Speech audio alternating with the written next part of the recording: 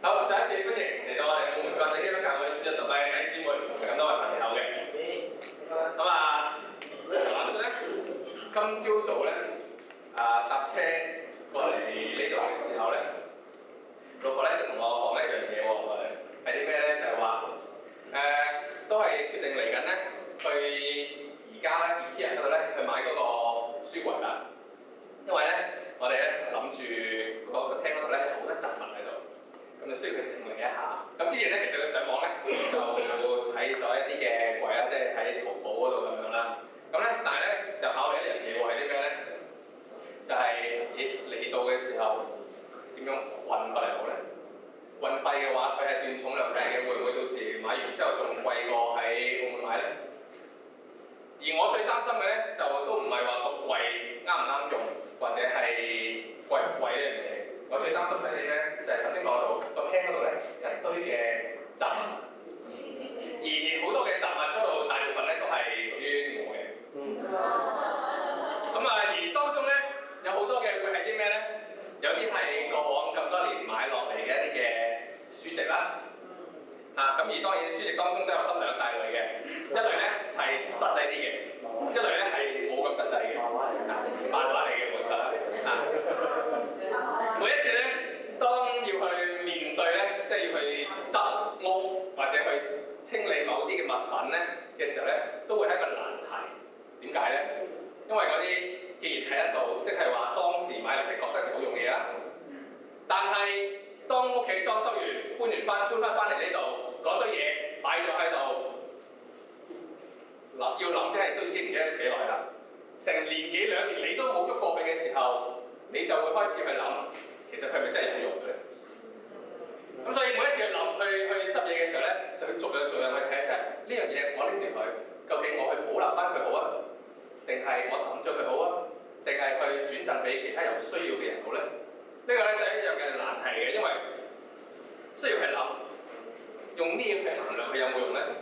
用佢嘅價值，用佢嘅實用程度，定係用我嘅個人喜好咧？有啲咧其實搬完翻嚟之後咧，我已經暫時叫做放低咗佢啦。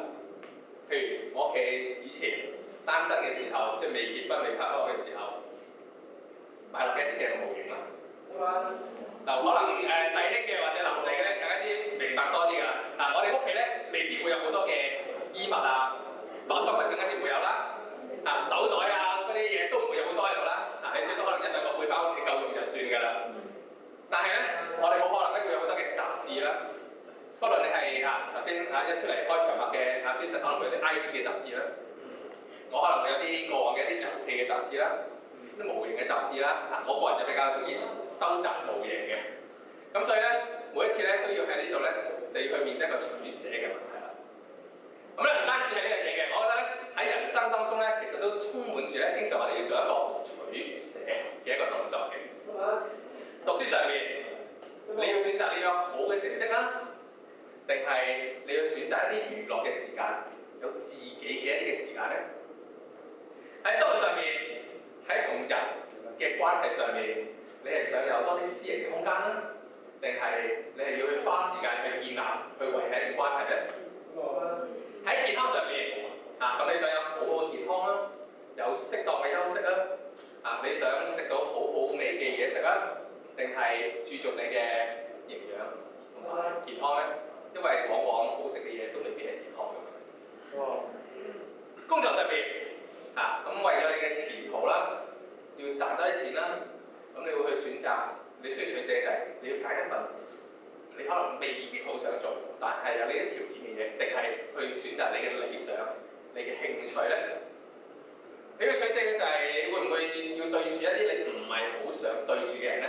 可能係合作上嘅工作夥伴，又或者係你嘅客戶，你要取捨嘅喎。得到一樣嘢嘅時候咧，好可能咧就代表緊你有一啲嘅嘢咧，其實你可能要放棄，你要抌低嘅。有人咧曾經話過，其實睇一本書啦，嗰本書咧個題目正正咧就叫捨得。佢入面提到咧就係咩咧？捨棄咧或者捨得咧，其實咧就係一種智慧嚟嘅，亦都咧係一種精神喎，更加咧係一種領悟。但係咧，甚至咧我覺得咧，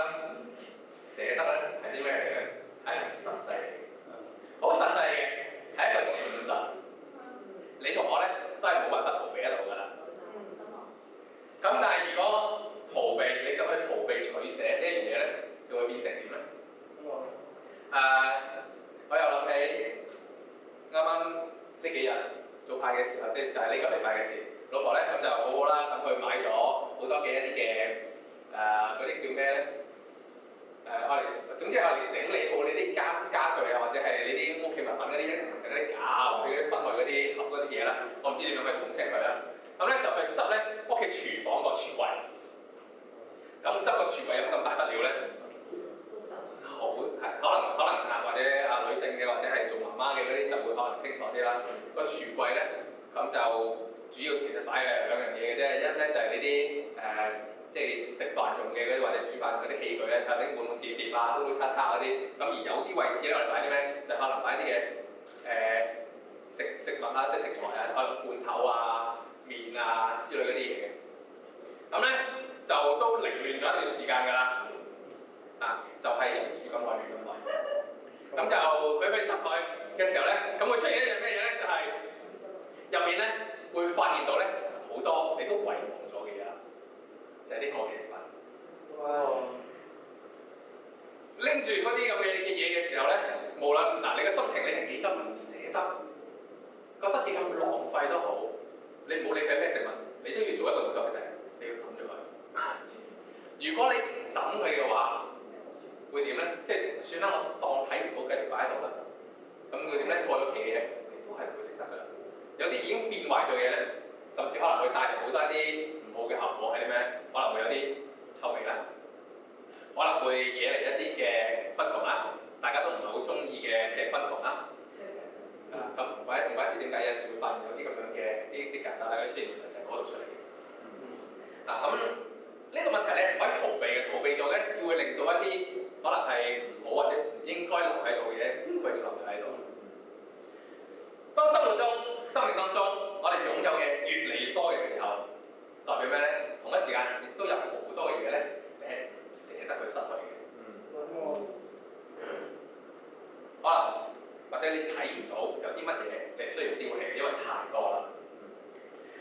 有啲嘢要抌，會唔會同樣咧都產生咗一啲嘅問題喺你生命當中咧？聖經入面咧都係一個人，佢咧同樣咧都作出咗生命入面咧一啲好重要嘅取捨。今日咧，我想同大家分享一個講道，題目咧就係捨與得。捨得。有聖經嘅我哋打開路加福音第5章。路加福音5章1到11節。聖經度話，耶穌站在革尼撒勒湖邊，眾人擁擠他，要聽神的道。他見有2隻船彎在湖邊，大魚的人卻離開船洗網去了。有一隻船是西門的，耶穌就上去請他把船撐開，稍微離岸就坐下。原來嗰陣時耶穌咧講到咧係可以坐低。唔知有冇機會我哋可以擺啲凳喺度坐下啦咁樣。從船上咧教訓眾人，講完了，對西門説：把船開到水深之處，下網打魚。西門説：夫子，我們整夜勞力，並沒有打着什麼，但依從你的話，我就下網。他們下了網，就圈住許多魚，網險些裂開，便招呼那隻船上的同伴來幫助。他們就來把魚裝滿了2隻船，甚至船要沉下去。西門彼得看見，就俯伏在耶穌膝前說：主啊，離開我是個罪人。他和一切同在的人都驚訝這一網所打的魚。他的夥伴西庇太的兒子雅各、約翰也是這樣。耶穌對西門說：不要怕，從今以後你要得人了。他們把2隻船攏了岸，就撇下所有的，跟從了耶穌。明唔明？呢件事咧嘅主角西門彼得，佢咧做出咗人生入面咧一個好重要嘅一個取捨，因為耶穌嘅一句説話，佢咧就擺低咗佢嘅一切，佢嘅職業啦，佢嘅專長啦，甚至咧係佢可能佢人生原本嘅方向，全部都放低晒。我相信咧彼得咧當時喺嗰一刻咧，佢應該唔知道佢將來咧為一個點樣嘅人？佢將來會成為教會嘅磐石，佢唔知道啊！佢亦都唔知道佢將會成為天國嘅鑰匙。佢咧更加應該咧想像唔到咧，就係佢講一次道就係有3000人去受洗，甚至咧佢開始將福音咧就傳開去世界各地啦咁樣。佢應該呢啲都係佢想像唔到嘅係嗰陣時。所以咧，我覺得咧佢喺當時佢咁樣決定咧去跟從耶穌咧，佢嘅勇氣咧係幾大嘅。冇錯，捨棄有啲時候咧係需要好大嘅勇氣。但我相信咧，唔單止勇氣嘅，同一時間咧，因為佢嗰刻佢選擇咗啲啱嘅嘢而去捨棄咧，佢之後咧得著咗一啲更大、更有意義嘅嘢。喺捨棄呢個過程當中咧，其實咧耶穌咧都一步一步咁樣咧去幫佢抌低一啲咧佢生命入面嘅嘢，而彼得咧都一步一步咁樣去達成咗，亦都去跨過咗嘅。我哋一齊咧去睇一睇，究竟咧喺佢呢個過程當中咧，彼得究竟抌低咗啲咩？我覺得咧有2樣嘢想同大家分享嘅。第一樣嘢，亦都係今日嘅第一點，佢抌低咗，佢捨棄咗啲咩咧？捨去百般嘅藉口，得着咧水深嘅收穫。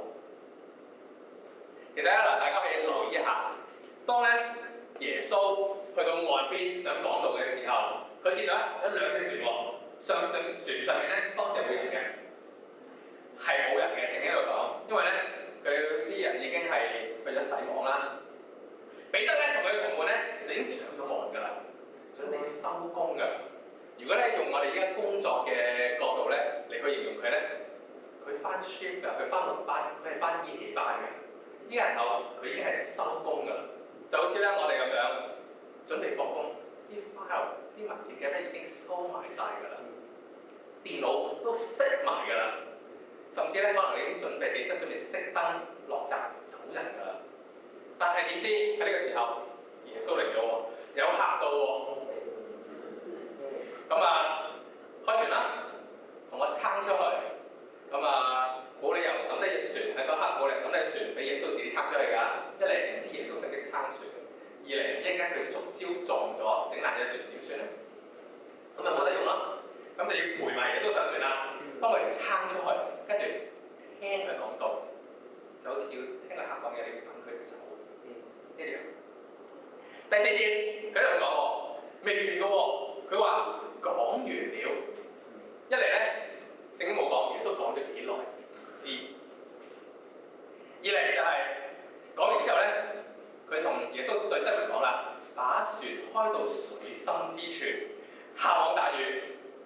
如果咧你係彼得嘅話咧，唔知你會覺得佢當時會有咩感受或者諗法啊？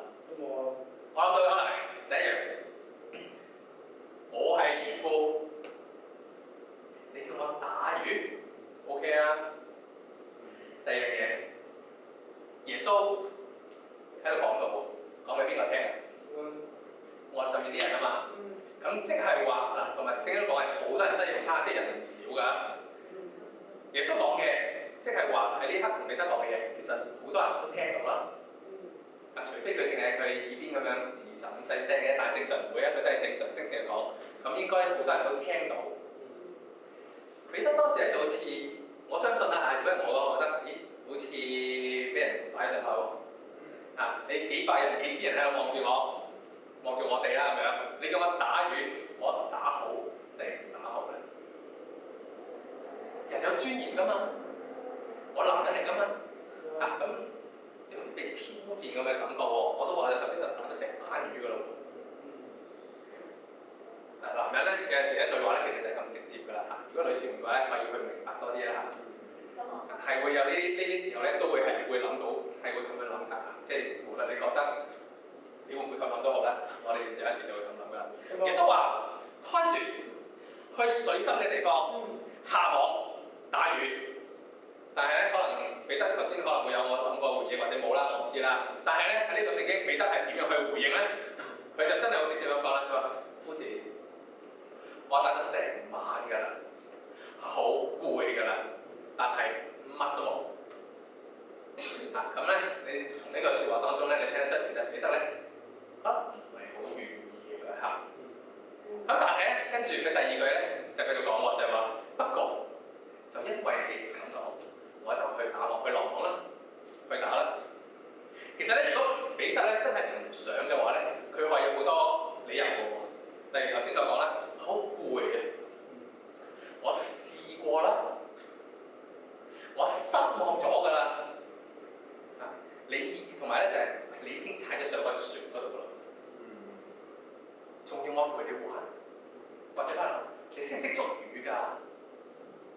或者可能客氣啲就係唔該你尊重下我，就話晒呢度都係我地頭咁樣。類似嘅説法啦，呢啲嘢咧諗落都幾合理嘅喎。而我哋咧經常咧，無論喺自己口中又好啦，或者身邊人當中啦，都唔難去經常咧去聽到呢啲説話嘅。或者不過無論呢啲理由幾咁合理又好，或者幾咁和諧都好啦，但係如果佢唔想或者冇去落網嘅話咧，結果係咩咧？就係一樣係繼續唔會有收穫咯。佢嗰晚係冇打到，咁呢個結果係唔會有任何改變嘅。又或者我哋調轉用另一個角度嚟諗啦，就係咁彼得點解要試咧？可能係尊重耶穌，因為啱啱咧，如果大家有睇翻聖經嘅話咧，其實啱就係前一章嘅時候，第4章嘅話咧，啱啱咧耶穌就醫好咗彼得嘅岳母。會唔會係還翻個人情俾佢？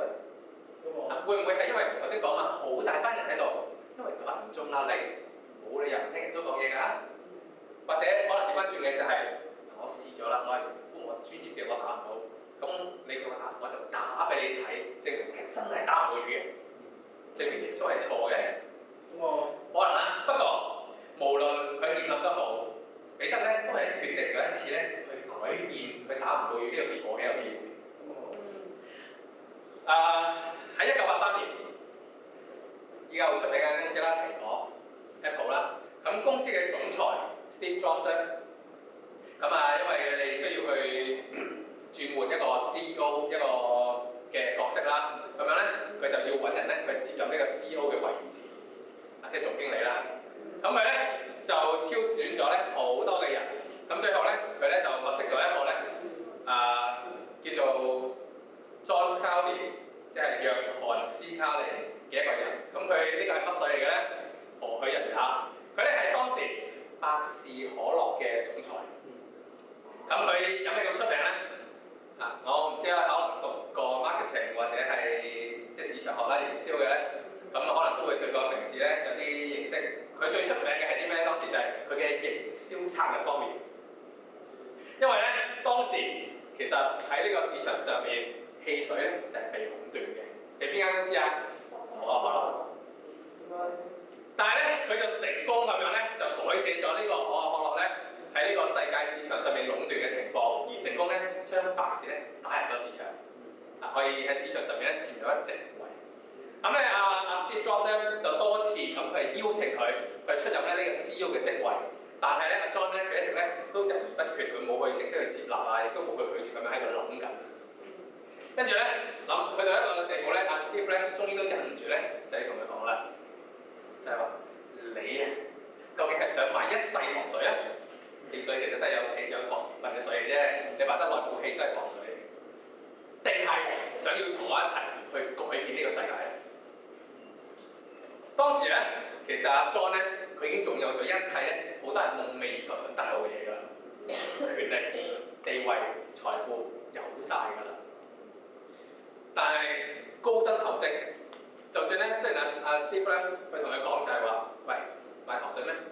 喂，買糖水一話晒都係世界第2嘅糖水鋪老闆啦，仲要係同第1係有得爭嗰隻喎，即係有機會第1添喎。咁糖水容易啫，係咪？但係就係因為 Steve 同佢講嗰句説話，你想買一世糖水定係想同我一齊去改變世界？就係因為呢句説話咧，佢決定咗抌低佢好多可以有嘅藉口，就同 Steve Jobs 咧一齊打天下。之後咧，甚至犀利嘅就係將蘋果咧佢個市值咧就提高咗10倍，由當時咧係8億升到80億美金。當我哋面對取捨、抉擇嘅時候，其實咧我哋係諗到好多好理直氣壯嘅理由，但係咧呢啲理由或者藉口咧，會唔會同一時間咧都成為咗我哋可以改變結果嘅啲妨礙咧？亦都等同於咧令到我哋咧放棄咗可以突破同埋改變嘅機會。今日嚟到嘅朋友，你既然已經嚟咗啦，耶穌咧都踩上咗你嘅船嗰度㗎啦。可能咧你都睇過聖經啦，你都聽緊講道啦，可能你都會唔會覺得有啲嘢唔係好關我事喎？可能繼續咩？耶穌嚟咩？繼續洗網啦。睇住耶穌同其他人去講道啦。但係你都可以好似彼得咁，決定被邀請去到水深嘅地方，去到信仰更加深入嘅地方，去到生命當中更加之深入嘅位置。你有冇試下放低你所有嘅藉口呢？睇下神到底喺呢個水深之處，耶穌為你準備咗啲乜嘢收穫？會唔會可能係石燈？可能係一啲嘅寶藏？試下放低一啲你覺得好理直氣壯、好合理嘅一啲嘅理由，去睇下神究竟為你去預備咗啲乜嘢嘢咩？弟兄姊妹，我哋咧應該係與神同行嘅。我哋已經同神咧坐埋同一條船㗎啦，已經上咗船㗎啦。但係咧有啲時候會唔會忘記咗，其實耶穌咧係企緊喺你隔離嘅。有冇啲時候你掛住洗網啊？即係可能係想要有好啲嘅舒服啲嘅生活啦，開心啲啦，又或者有老婆仔女你就話我要照顧屋企啦，好忙喎或者我唔好養翻好個網去維係住呢啲嘢，咁我下次要做魚嘅時候咪捉唔到魚咯。而冇理會到耶穌叫你去水深嘅地方咧。呢個水深嘅地方，可能係耶穌要你，喂，不如捨去咗一啲阻住你去成長嘅嘢，可能係你嘅性格，可能係你需要有更加大嘅信心，你需要有更多嘅愛心去愛更多嘅人，弟兄姊妹，同佢哋一齊嘅時間，定係你要捨棄嘅就係你嘅家人，定係你生活當中周遭嘅人嘅你嘅反應？可能好多唔同嘅一啲嘅嘢，但係有冇留意到？當你去兼顧住你周遭嘅嘢嘅同時，你有冇留意到，或者有冇聽到耶穌叫緊你去水深嘅地方咧？鼓勵大家放低啦，生命當中一啲你諗得到可能會出現嘅藉口，而去水深嘅地方睇下神究竟為我哋、為你哋準備咗嘅係啲咩收穫，明唔明？第二樣嘢，彼得咧經歷咗取捨嘅係啲乜嘢咧？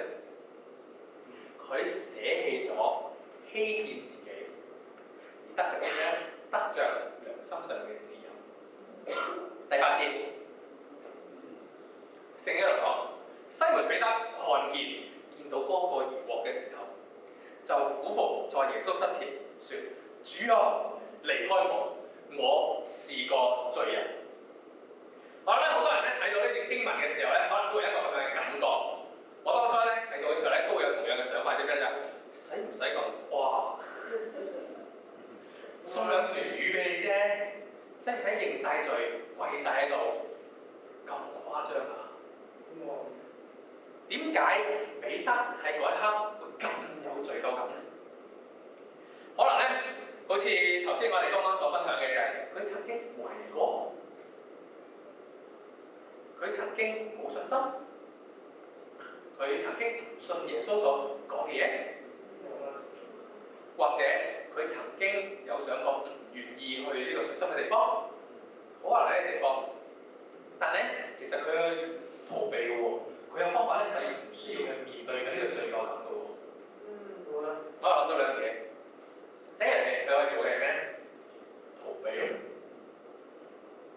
約翰福音第4章嗰度，就係見有興趣嘅自己睇法。約翰福音第4章嗰度講耶穌同嗰個撒瑪利亞婦人飲水嗰個嘅事件。當耶穌直接同呢個撒瑪利亞婦人講嘅時候啊，佢話：你有5個丈夫。跟住嗰個撒瑪利亞婦人，佢點樣去回應？佢點樣講？佢話：攞行出嚟先知。我哋敬拜神應該喺邊度啊？佢可以去奉承。佢可以扯開話題，要去逃避咗佢頭先所講可能啲不信啊，你之類嘅罪惡啦。又或者可以點樣咧？第二樣嘢佢可以做咧，就係佢可以做一個免責聲明。咩意思咧？就係、我之前知啊嘛，我點知你咁神嘅啫？我唔知你係神人啊嘛。佢係可以咁樣講喎。呢個免責聲明咧好無敵嘅喎，因為我唔知咯，所以你唔怪我唔信嘅喎。正常都唔信啦，係咪？佢可以咁樣選擇，或者咧當然除咗呢兩個之外，佢可以有其他嘅選擇方式嘅。但係彼得呢度咧，佢冇逃避過，佢自己覺得佢喺神面前咧有問題，可能咧心入邊都有個聲音咧同佢講就話：我得罪咗神，我係個罪人。2013年咧，即係早2年啦，其實呢幾年不斷都有好多㗎啦。不過咧，我諗起2013年咧，曾經咧出現過一句嘅潮語喎。嗱，近排咧呢啲即係以前出現嘅潮語咧，不斷咁出現翻，因為咧，如果有搭巴士嘅可能會清楚啲。你搭巴士嘅時候咧，睇住佢嘅熒幕咧，佢就成日有啲咁嘅即係潮語嘅啲報導咧，去講翻一啲嘅潮語，去解釋呢啲嘅潮語。咁咧有一句咧，我比較深刻嘅係咩咧？就係、為咗夢想，你可以去到幾盡？咁當然啦，之後咧就出現咗好多嘅二次創作啦。例如就係為咗愛情，你可以去到幾盡？為咗仔女，為咗家庭，你可以去到幾盡？但係同樣，我喺呢度咧，好想借用一下呢一句潮語，去問：為咗良心，你可以去到幾盡？為咗愛神，你又可以去到幾盡？當良心或者嘅內心覺得有問題嘅時候咧，其實呢個正正咧就係一個生命可以帶嚟改變一個好嘅機會。但係要留意到良心入面所發嘅聲音容唔容易咧？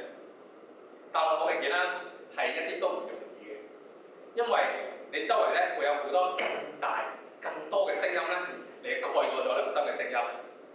又或者有啲時候咧，我哋都會刻意咁去迴避咗咧我哋嘅良心同我哋所講嘅呢個説話。我想同大家分享一個故事啦。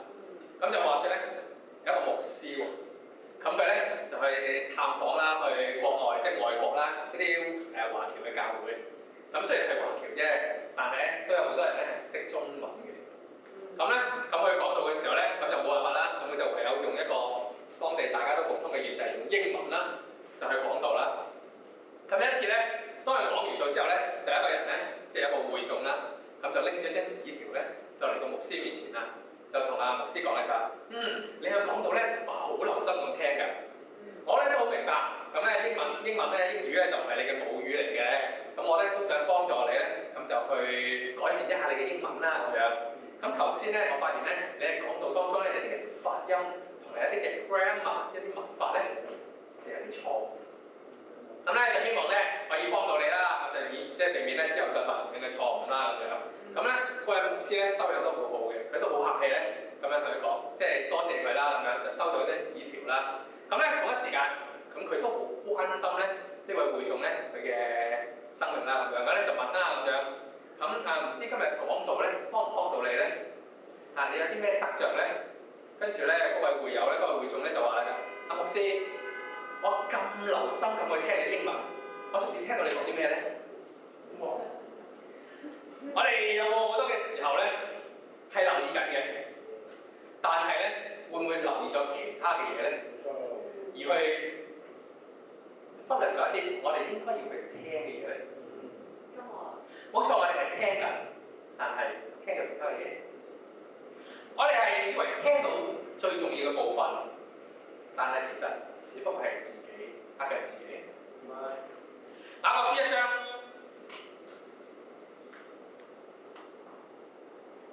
22節到25節，聖經喺度講。只是你們要行道，不要單單聽道，自己欺哄自己。因為聽道而不行道的，就像人對着鏡子看自己本來的面目，看見走後，隨即忘了他的相貌如何。唯有詳細察看那全備使人自由之律法的，並且時常如此，這人既不是聽了就忘，乃是實在行出來，就在他所行的事上必然得福。係咪？雅各咧形容聽道同埋行道咧，就比喻為一個人咧去照鏡。當一個人唔照鏡，咁當然發現唔到自己問題啦。但係當一個人照鏡，發覺有問題，或者覺得嗰啲唔係問題嘅時候咧，咁佢就忘記冇問題啊，走咗。我覺得呢一種人咧，比起咧前一種無照嘅人咧，更加之可憐，更加之失敗。因為咧，你知道咗，但係你冇理到佢。喺鏡面前，我哋可以睇到嘅係我哋嘅外表啦，可能睇到嘅係我哋嘅面色啦，睇到外在嘅嘢。而聖經可以幫我哋睇到啲咩咧？聖經可以幫我哋睇到就係我哋知道我哋唔夠認識神啦，我哋係需要去認識神啦，認識到我哋生命當中其實充滿咗好多嘅憂慮，好多嘅擔心，好多嘅冇乜全能喺度。生命當中有好多嘅唔感激啦，有啲人可能我未能夠去寬恕到佢啦，或者可以認識到嘅就係可以見到就係我哋自己嘅生命當中有好多唔夠坦白嘅地方啦，好多嘅心事依然埋在心底入面，關係可能疏離啦，可能表面啦，而我哋有冇喺鏡面前、喺聖經面前去留意到呢啲嘅問題咧？雅各嘅比喻，鏡，聽到嘅道，睇到嘅聖經入面嘅真理，可能你會有一刻嘅感動，見到有問題喎咁樣，可能你會有一剎那嘅認同，但係唔一定你可以就因為咁而開始去改變或者去悔改。我哋聽完講道，睇完聖經，可能嗰一刻都會有種我要認罪，我要去悔改，可能都會有啲難過，有啲扎心，去自責。但係之後咧，我哋有冇繼續去理會一下自己嘅良心咧？去聽下自己嘅心入面究竟有啲咩聲音，神係同你講緊嘅咧？好多嘅聲音其實都係冚過咗你良心嘅聲音嘅，尤其咧係啲自己自己嘅聲音。例如係啲咩？我都唔係最差嗰個啫，我幾好啊！我會改㗎啦，我嚟緊會改㗎，冇人知嘅，講唔講？邊個知啫？但係其實神知啦，你自己知啦，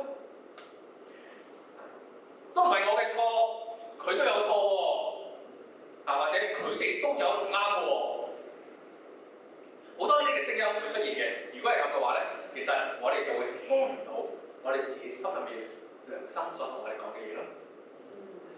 就好似提摩太前書4章第2節，聖經有講，聖經點講咧？提摩太前書4章2節，這是因為説謊之人的假冒，這等人的良心如同被熱鐵烙慣了一般。拉落去，第一次，哇，好痛；第二次可能都有啲痛；第三次、第四次，拉到10幾20次之後，可能慣咗。第一次聽到良心同你講嘢嘅時候，可能會覺得好扎心；第二次開始有啲雜音出現，良心嘅聲音都開始細咗。10次、20次之後，每個禮拜、每個星期或者每一年你翻得教會落嘅時候，個個禮拜都聽講道，個個禮拜都聽聖餐分享嘅時候，可能良心嘅聲音、神嘅聲音已經變得越嚟越細。因為聖經都係講本啫，你分享嘅聖餐都係十字架啫，講道都係講聖經啫。會唔會有呢咁樣嘅聲音不斷去出現啫？我聽過啦，你咪又講信心，你咪講悔改，你咪講關係，咪信望愛，都係呢啲嘢啫。會唔會變得你良心神同你去溝通，或者聖靈嘅心已經變得越嚟越細，彎咗啦？所以我哋要決定細心去聆聽，去承認，去接受你良心同你講緊嘅説話，而跟住去做悔改嘅決定咯。今日嘅題目捨而得，唔捨就唔會有得。我哋咧要捨去百般嘅藉口，先至可以得到水深嘅收穫。我哋要願意去捨去欺騙自己嘅聲音，先至可以得到良心上面嘅自由。最後大家我哋一齊去留意下啦，呢個事件喺呢個畫面上面，我哋咧見到彼得同埋耶穌嘅一番對話，同埋見到佢哋嘅交流。但係其實喺呢一個環境嘅背後，其實人喺度㗎。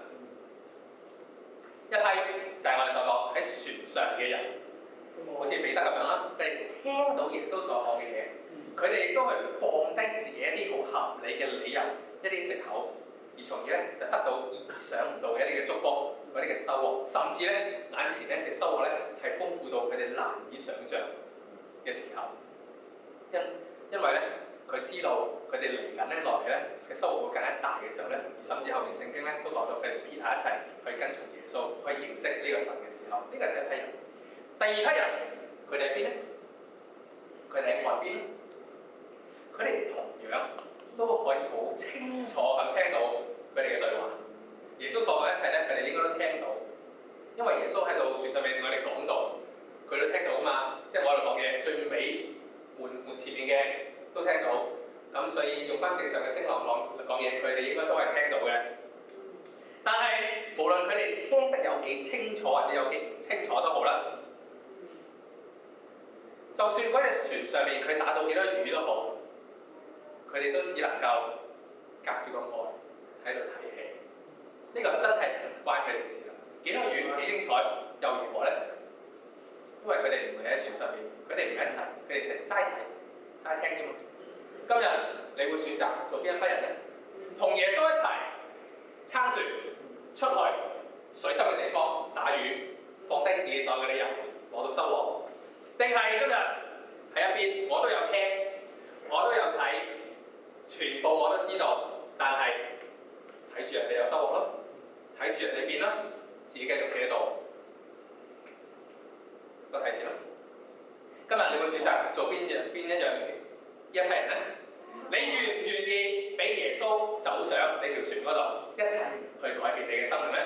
願神祝福你嘅話語咧。